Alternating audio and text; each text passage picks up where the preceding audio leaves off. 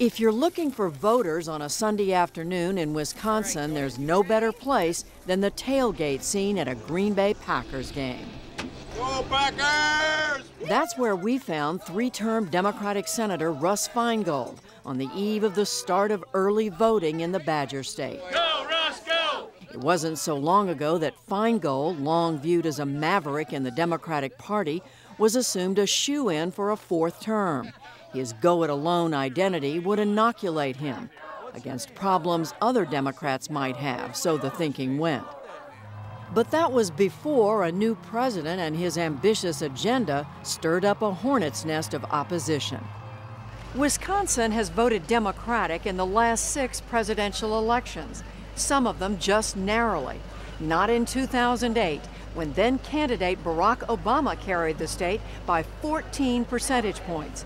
But less than 2 years later, with the economy still struggling and Obama policies under attack, all the Democrats here, even Russ Feingold, find themselves facing a tougher political environment. A wealthy plastics manufacturer from Oshkosh was one of those stirred up enough to get involved with the Tea Party movement. Ron Johnson, who says he's never before thought of running for public office, spoke at some rallies. Well, good morning, fellow patriots. And was soon a candidate for the Senate, knocking off several better-known Republicans. Hi. Ron Johnson, running for U.S. Senate. He put numerous ads on TV to introduce himself to the voters, stressing his outsider status. I spent the last 30 years building a manufacturing business in Oshkosh. Russ Feingold, he spent the last 30 years as a career politician. I've created secure jobs here in Wisconsin. Russ Feingold, he thinks government creates jobs. Johnson, who is spending millions of his own money to run, quickly singled out the size of government spending under President Obama, especially the stimulus plan, which Feingold supported. We are committing intergenerational theft, and it is immoral. No, I think government has gotten too large and too intrusive. If you just take a look, over the last 50 years, the federal government has been spending about 20% of GDP. Now it's up to 25 and 26. Here's a guy that never said a word about George Bush's reckless budget action. Here's a guy who says he cares about spending and is an accountant, knows how to count, who wants huge tax cuts for the wealthy, in addition to the ones that are already in the so-called Bush tax cuts. Johnson's other main target has been the Obama health care reform plan, which Feingold also voted for. I believe that is designed to actually lead to a government takeover of health care. And we take a look at what a Canadian system looks like, what a British system looks like. And that's ration care, a lower quality of care. And again, that's what I think this health care bill is designed to do. How are you? John. Senator Russ Feingold. Yeah. Feingold has become one of a handful of Democrats running this year to take on the criticism and defend health care reform and his vote. Just last week, he launched this ad. Russ fought to stop insurance companies from denying Wisconsin children health care due to pre-existing conditions. What was done here was historic. People have been trying to get this through for 70 years, and it's going to take a while for people to realize the benefits. We finally beat the insurance industry, and Ron Johnson wants to give it back to him. But even some voters who were with Feingold the last time he ran say they're changing their vote this time. I think there's too many career people and politicians instead of going with what's the needs of the people or what the people really want. For example, healthcare, 61% of the people didn't want it, but instead of going with what the people want, they thought they knew better. Still others say they continue to admire the senator's voting record. We're a little afraid of the baby getting thrown out with the bathwater. What do you mean? Well, we kind of think Feingold's been a pretty independent thinker, and I don't know that he can be easily lumped into the majority along with a lot of the other ones. Most political watchers are still surprised that Feingold, who built an image of independence and who has beaten back challengers before, is facing such a serious threat this year. University of Wisconsin political scientist Barry Burden. Ron Johnson's been able to convince voters that, at least some voters, that he's responsible for many of the things happening in Washington that they don't like at the moment. Government spending, health care, stimulus funds, and the like. Compounding Feingold's problem is a so-called enthusiasm gap, the higher interest polls show this year among conservative voters compared to those on the left. Besides the seasoned Republican Party operatives he has brought in to help run his campaign, Johnson benefits from the Tea Party, a force that Tea Party organizer Mark Block says is bringing most of the excitement to Johnson's campaign. What the Tea Party movement in Wisconsin has done is brought people into the process that have never been involved before. They're fearful that the government is intruding on their lives to an extent like it's never done before. Spread the message. In Feingold's corner, going up against this phenomenon, is the traditional get-out-the-vote effort on the left, including by organized labor. AFL-CIO political and field director for the state, Sarah Rogers, says her team is not wilting. We're rolling up our sleeves, we're putting our boots on, we're getting out in the streets. We've been doing this for a long time. Okay? This isn't something that just sprung up in the last year or so because of a particular president who was elected to office. We've been in the streets for a number of years. We know how to organize, we know how to mobilize our members, and quite frankly, they are energized this year. Feingold's campaign says they're also looking to younger voters who have a record of political engagement in Wisconsin. So they got a big lift when a crowd of 26,000 showed up last week in the university town of Madison to see President Obama promoting the Democratic senator. Doesn't always agree with me, but always agrees with the people of his state and looking out for them. Senator Russ Feingold. Still, some Democratic rank-and-file voters who plan to vote Feingold say they're worried.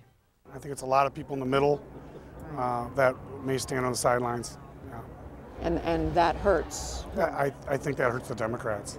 I think the issues that Russ Feingold has to argue about are more complicated, and he has to do so with a lot of substance. I think Ron Johnson's positions and his party's positions are much more lend themselves to very quick sound bites. But others are more confident. I think it makes for good press, and this isn't a knock on the press, it's just it makes for a good story. Oh, the Republicans are energized. Oh, there's going to be a right-wing takeover, you know, the Tea Party, blah, blah, blah. I hate to think that people like me who are of more of a progressive agenda are going to sit on their hands. As Obama said when he spoke in Madison just this week, in fact, there's too much at stake. But with the latest public poll showing Feingold 7 points down among people most likely to vote, that seems to be just what's been happening. The interest level on both sides may rise this week when the two men meet for their first face-to-face debate.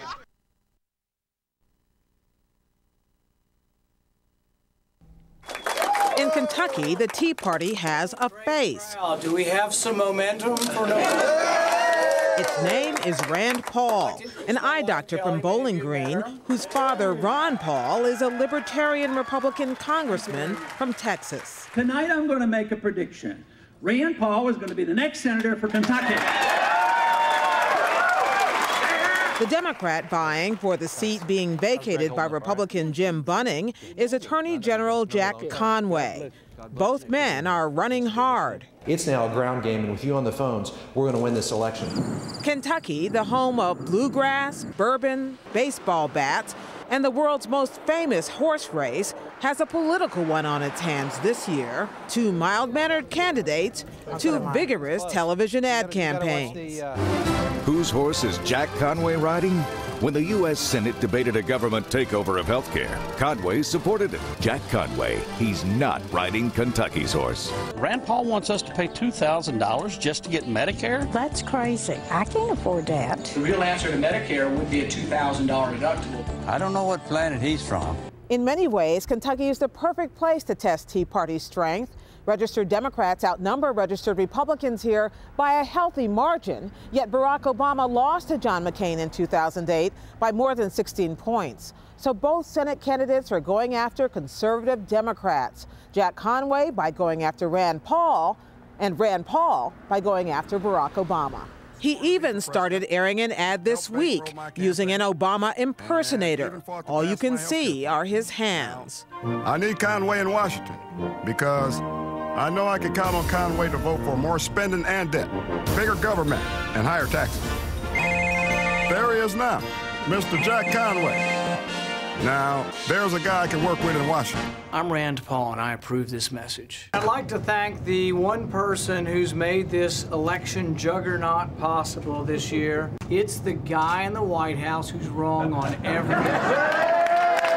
Wrong, Paul says, on government programs, from disability regulations to education spending, from Medicare to Medicaid. Over half of the births in Kentucky are to Medicaid right now. Half of the people in Kentucky are not poor. We've made it too easy. Let's not have intergenerational welfare. Paul's numbers are off.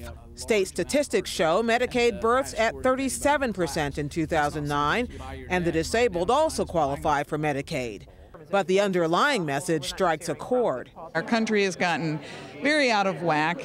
As you can imagine, I might feel as a business owner, we create wealth, as opposed to being on the dole, where they have to confiscate money from those who produce wealth, like myself, and then redistribute it to other people.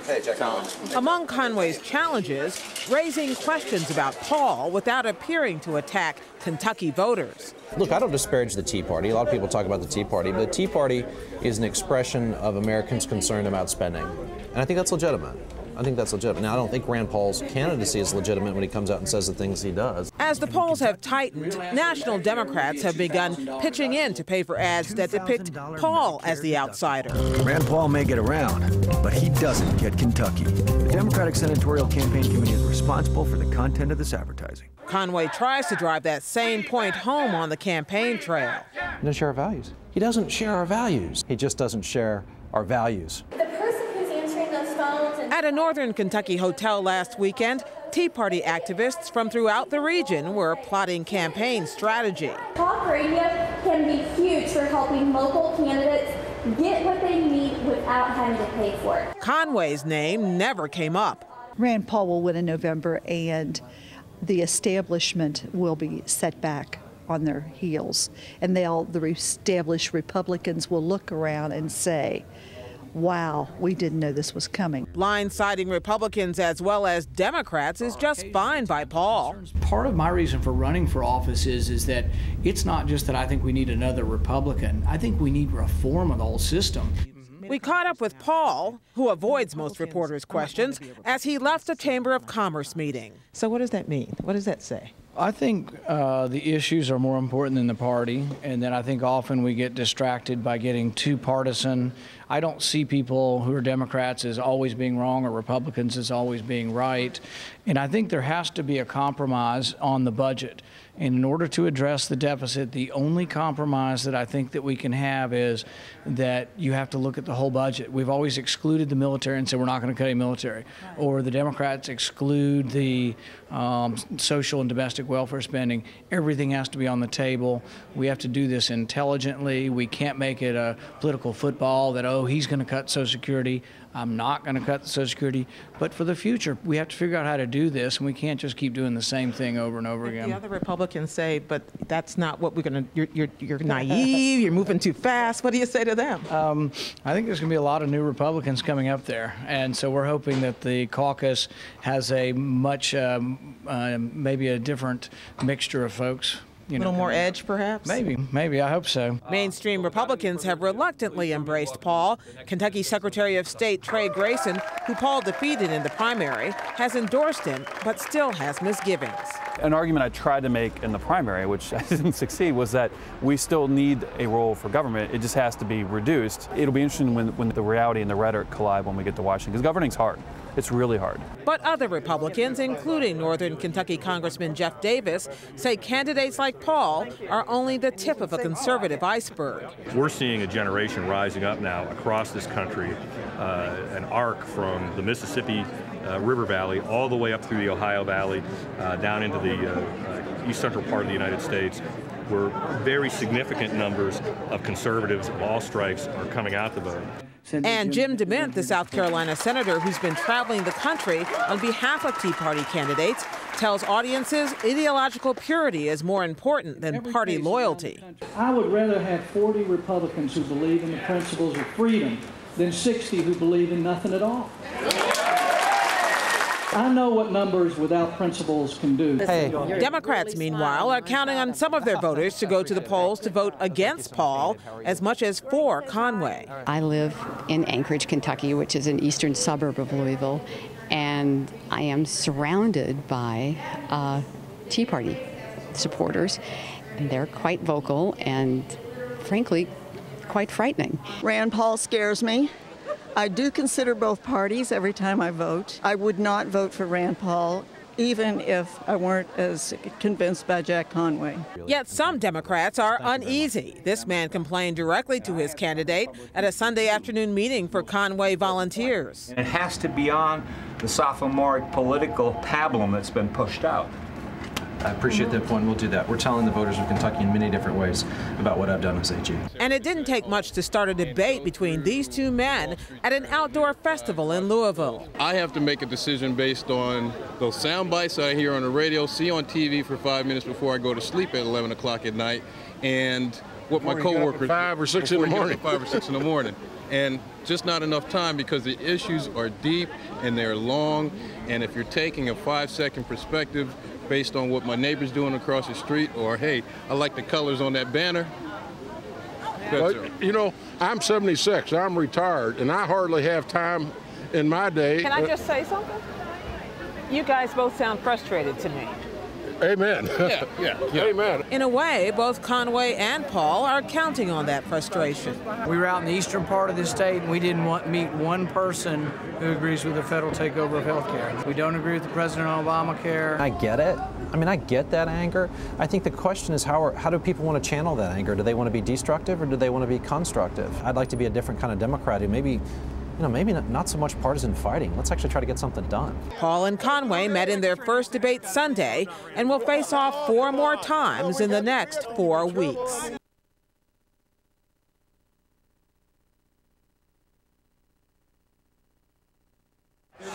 Florida's 3-way U.S. Senate race is turning into a 2-way shootout between Democratic nominee Kendrick Meek I appreciate your vote. Oh, yeah. And Republican turned independent Governor Charlie Crist. Yes, good to see you again. How are you, brother? The duel has divided Democrats here by geography and race, but mostly by political pragmatism. I'm glad to have been here with you. The question for both camps, who can beat surging Republican Marco Rubio? You have to be running for the right reasons to begin with. While Meek and Crist concentrate on forcing the other from the race, Rubio, who's led in every published poll since August, has been embraced by his party. 1, 2, 3. The Democratic split is stark in populous Palm Beach County, where influential Democrats like County Commission Chairman Bert Aronson abruptly abandoned their Democratic nominee this week. The dilemma is this. Visualize us being on a boat. That boat is sinking. We have a chance to get into a lifeboat. We may not be going to the destination that we were supposed to go with the ship, but we'll get to some destination. And certainly I think this is all about the Democrats not having Marco Rubio as our senator. I love the purple. These Democrats are betting on Crist to become a sort of de facto Democrat once he gets to Washington, a political calculation that infuriates the actual Democrat. I'm not going to let 1 or 2 locally elected officials decide what hundreds of thousands of primary voters already decided. I mean, they're talking about if I had to fight with a toothpick and I had to back myself in the corner, I'm going to start, poking people with it. That's just, if I was at 1%, I would be in this race. But I'm not at 1%. I'm not at 10%. I'm not at some miserable percent. There's only a few points between the governor and I. I mean, so the way I look at it, I'm not running for second. I'm running to win. The latest poll has Rubio at 44%, Crist at 30%, and Meek at 22%. Florida Congressman Alcee Hastings, who remains loyal to Meek, says lukewarm local and national Democrats risk alienating black voters. And you tell every Democrat, including Barack Obama, if they cannot find reason to support Kendrick Meek, then when they run, I will find a reason not to support them. It's just that simple. Charlie Crist got run out of his party or ran out of his party. Now he's over here destroying mine. And I'm hearing from Democrats that Kendrick can't win. Well, the immediate answer to that is, if you say he can and you won't vote for him, it becomes a self-fulfilling prophecy. President Obama recorded an ad targeted to black radio. So please join me in supporting Kendrick Meek for Senate, because if we work together, he will win. Ladies and gentlemen, Kendrick Meek. But the National Party has largely decided to spend its money elsewhere.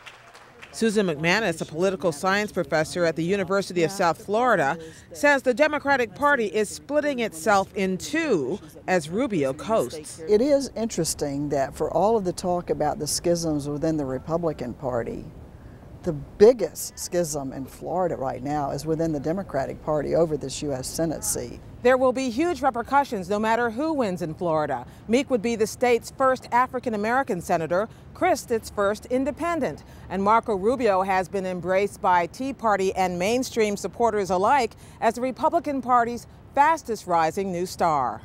Please give a great welcome to Marco Rubio. While the Democrats slug away at each other, Rubio wears the frontrunner's mantle, appearing this week in Tampa with Louisiana Governor Bobby Jindal in a room full of former Crist voters. I did vote for him for governor. I am conservative, I am Republican, and I tend to vote for Republicans. When he walked away from the party, no, I'm no longer tempted to vote for him, particularly when he started flip-flopping on issues as well. Polls show the vast majority of Republican likely voters lining up behind Rubio. The campaigns who can inspire people are always the ones that are going to win. The campaigns that have the wind in their back in terms of the issues and the motivation and enthusiasm are the ones that are going to win. Clearly the president benefited from that in 2008, and I think there are candidates who oppose the president's agenda that are going to benefit from that in 2010. Some optimistic Democrats still hope Crist will sink and Meek will rise. Once those two lines cross, all the Democrats who have been taking counsel of their fears are going to be able to come home and vote for the person who really represents their views. But time, others say, is slipping away. I kind of fought this thing for a few weeks, and I paid attention to the polls. And in my estimation, Meek can't win. 31 years. Where did you teach? Crist, meanwhile, is counting on crossover voters. I love teachers. Love you. That's why I vetoed that bill. Running as an independent, he has sided with teachers' unions, reversed his opposition to gay adoption, and vetoed anti-abortion legislation. I think it's very important to appeal to common sense Republicans, common sense Democrats, common sense independents. My two opponents are partisan party candidates for the U.S. Senate, and they're sort of locked into those talking points from party bosses. That's it.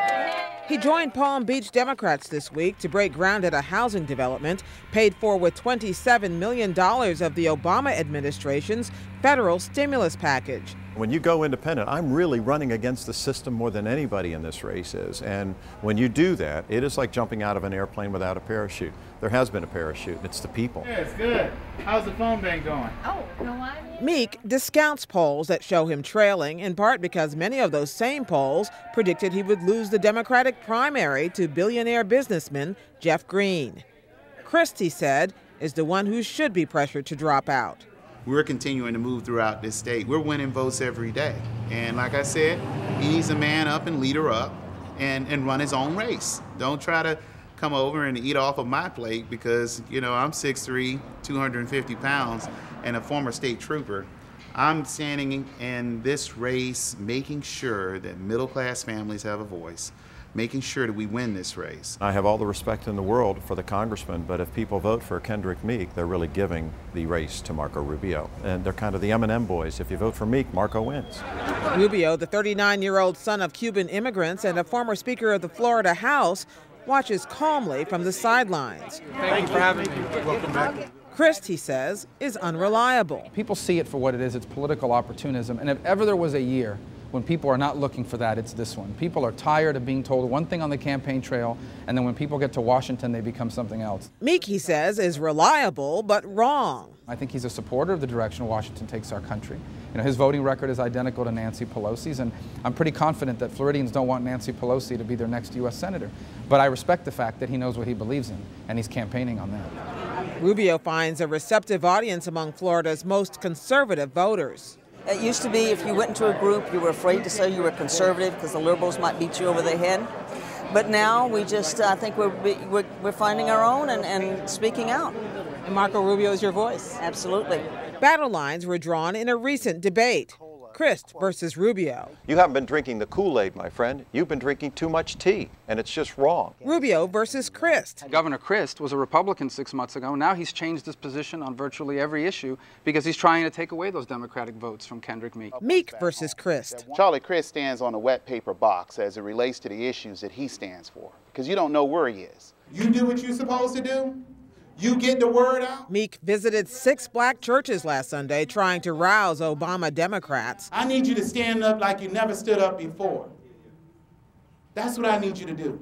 I need you to prove the pundits wrong. Jaguars game. But midterm elections don't move voters like presidential elections, especially in Florida this year, where there are so many choices.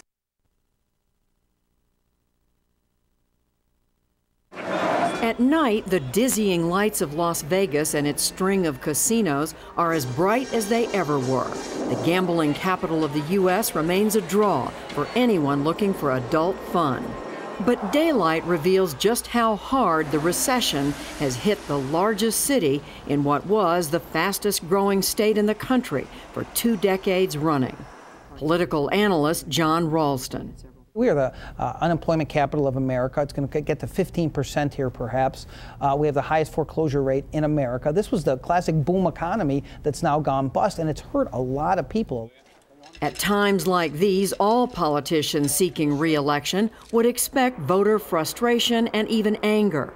But it's a double whammy for Nevada's senior U.S. Senator Harry Reid, who also happens to be the Senate's highest-ranking Democrat. Harry Reid has become a Washington power broker. He no longer is there representing the state of Nevada. I mean, he pretty much does the heavy lifting for the president. The president creates the programs. Harry Reid executes the programs. Thanks for coming out Saturday morning. Tea Party activist and newly elected Republican Party leader here, Frank Ricotta, capsulizes what motivated him and others who had never been active in politics before to rise up and oppose Reid now and down the road President Obama. This government far overreaches its authority, and so we need to start at the local level to elect conservative candidates to support our Constitution and make sure we ensure our freedoms. Ricotta and other Tea Party enthusiasts found their choice to beat Reid in a former state assemblywoman, Sharon Angle, who had been seen as occupying the political fringes, but in the angry atmosphere of 2010 has found support. With his poll ratings hitting new lows and some ready to write him off, Reid and his allies were watching closely last June when Angle, seen as the weaker GOP candidate, was chosen. Thank you all, Nevada patriots. Reid quickly launched a barrage of critical TV spots, singling out statements Angle has made over abolishing Social Security, doing away with the U.S. Department of Education, and approving a nuclear waste facility in Nevada. Sharon Angle wants to bring all 5 million pounds here for reprocessing in Nevada. But one nuclear spill could endanger our families and kill Las Vegas tourism forever. Soon, polls showed the attacks were doing their job. Angle's ratings started to drop. Today, 4 months and millions of dollars worth of negative advertising later, many from outside political organizations, the race is a dead heat. Voters are energized, some in organized Tea Party meetings like this one in Mesquite, Nevada. Rick Crane founded the Tea Party group here. I think it's the most important election of my life. That if we don't change, if Mr. Reid goes back to Washington, then the change that is happening is kind of overtaking the country and moving it to the left so strongly will be out of our control.